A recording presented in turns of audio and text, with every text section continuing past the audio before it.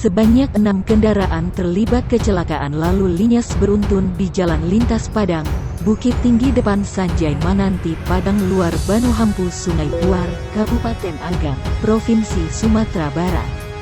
Rabu tanggal 20 Oktober tahun 2021, Kanit Laka Lantas Polres Bukit Tinggi, Ibtu M. Ihsan, saat dikonfirmasi wartawan, Rabu tanggal 20 Oktober tahun 2021 mengatakan kejadian ini terjadi pada Rabu pagi atau sekitar pukul 10 waktu Indonesia Barat.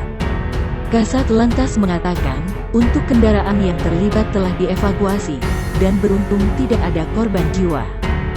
Kecelakaan lalu lintas atau laka lantas secara beruntun terjadi di wilayah Banu Hampu Sungai Puar, Kabupaten Agam, Provinsi Sumatera Barat, Rabu tanggal 20 Oktober tahun 2021.